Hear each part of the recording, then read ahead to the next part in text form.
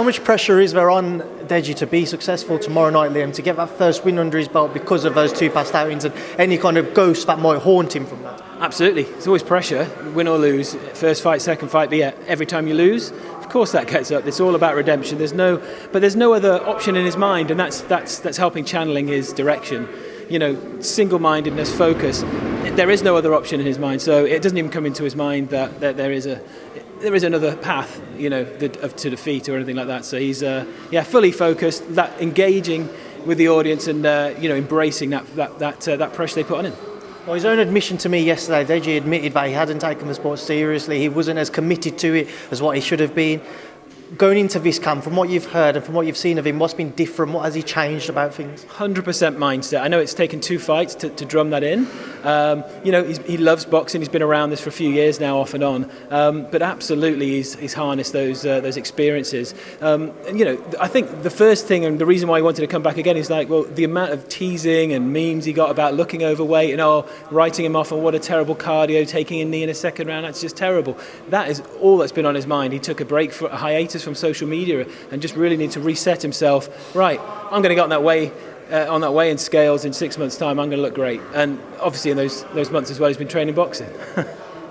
Is this very much kind of not necessarily do or die, but if he wins, he can return to the boxing ring? If not, we will not see him return? Not even thinking about that, one day at a time, and tomorrow's the day. So yeah, absolutely wants to move on from here.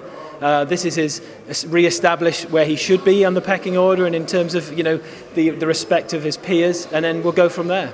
Can he face temper again? Your thoughts, Liam? Thoughts, brilliant. Two good athletes. Temper's from a martial arts background. He's been training. He trains more than he makes videos or promotions with FaZe. He's not done much promotion for this fight alone because he's just been too busy training. And Kenny's certainly carried him.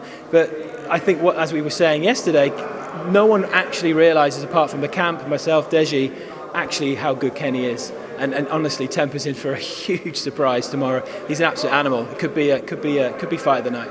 Just a couple of guys to touch on before I let you go, Liam. Firstly, AnEsonGib, I know he's trying to make the Austin McBroom fight for this card. Couldn't get it done.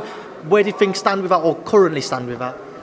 McBroom is a bit of a chicken, to be fair. He says one thing on social media, looks like he's the big guy trying to be A-side. I'm organising this and I want to fight Gib.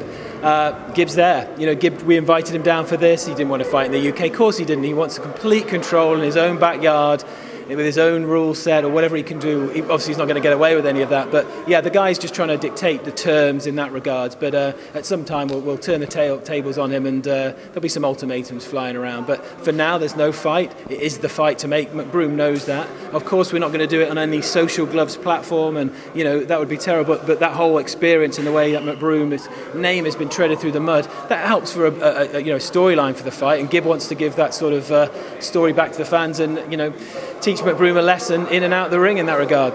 You had Anthony Taylor over there, very vocal about wanting to face Gib. Now, obviously, Anthony's got a mixed martial arts background. He's had a few ventures into the boxing world as well.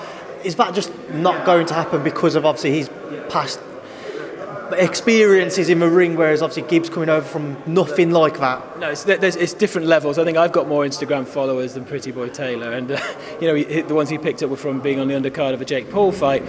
I think when he first realised who we were and I was, he liked every single post I've ever posted to try and get my attention and DMing. Obviously we're just ignoring the guy, because I said to Gib, Gib was almost considering I just need a fight to get on this card for the right terms and the right opponent. And we looked at him and he said, you know what, I'm just going to ask a few of my peers and mates if anyone's actually heard of this guy. If they haven't, I'm not fighting him. And they hadn't heard of him. So that was it. That's fair enough. And then final one, KSI's been doing a few interviews this week, and he's said in one interview with us that the ink's drying on KSI's front in terms of something to be announced soon in the boxing world. Can you let us in on what that may be? It's to do with a promotional agreement with him, but it's not a fight deal. That's all good. Liam, I appreciate your time, and I'll leave you to enjoy the rest of your evening with the team. Good luck tomorrow night, and thank you for speaking to me in boxing. Cheers, Andi, good man.